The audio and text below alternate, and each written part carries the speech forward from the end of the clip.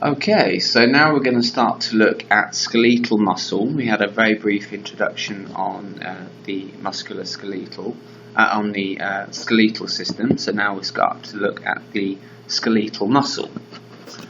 So striated muscle fibers that attach to bone and are responsible for movements of the skeleton are called skeletal muscle.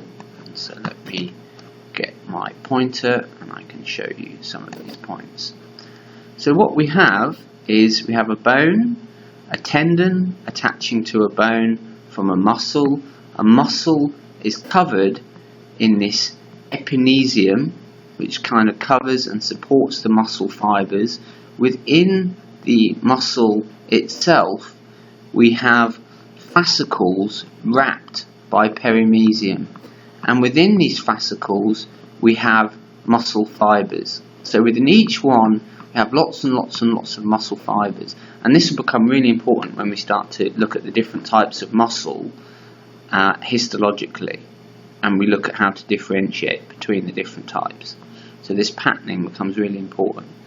And sandwiched between this, we have important blood vessels as well as nerves that we'll start to look at. So this is skeletal muscle. Let's just highlight this for you. Different from cardiac muscle.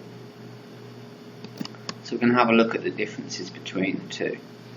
So cardiac muscle, we have striated muscle fibers that make up the walls of the heart and the proximal portions of the great vessels. So when we look at the difference, there's quite a lot of structural difference between skeletal muscle and cardiac muscle. Within the cardiac muscle, we have something called intercalated discs, gap junctions,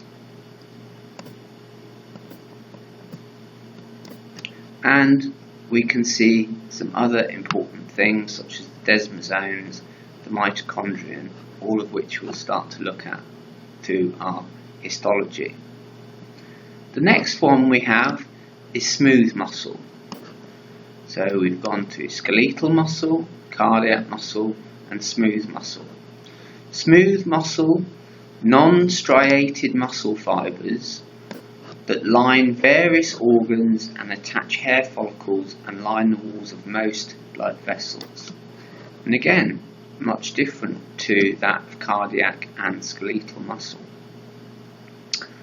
So here we have a little breakdown of the three groups, and this becomes very high yield. This is what we need to know. This is the most important thing.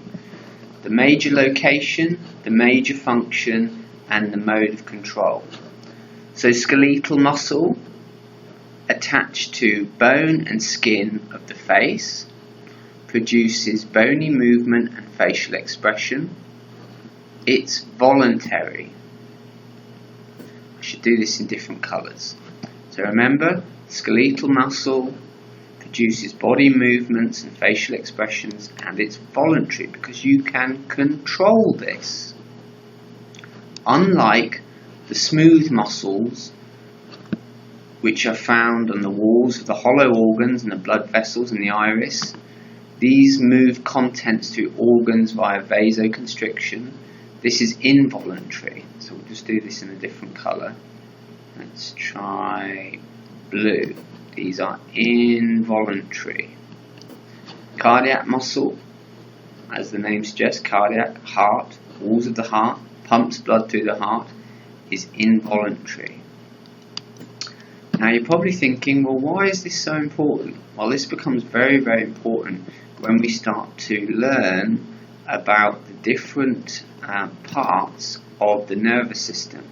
So we have the sympathetic nervous system and the parasympathetic nervous system, and we have something called visceral efferents and afferents and somatic efferents and afferents. Somatic is what we can control, is voluntary.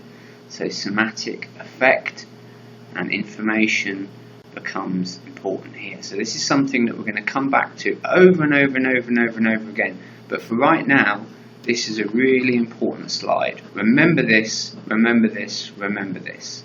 And keep coming back to it. We have different types of muscle that have different names. We have circular muscles, such as with the orbiculus oculi. We have multipennate muscles. We have convergent muscles, such as the pectoralis. Have tendinous insertions, such as what we see with the quadrate rectus abdominis. Thin parallel muscles, such as we see with the sartorius. Unipennate muscles, bipennate muscles together, and tripennate. So we have all of these different types of groups of muscles, each having specific function on range and movement. So we can change the way in which muscle appears, or a muscle is spread throughout the musculoskeletal system. Something called hypertrophy is a non-tumorous enlargement of an organ or tissue as a result of an increase in the size rather than the number of constituent cells.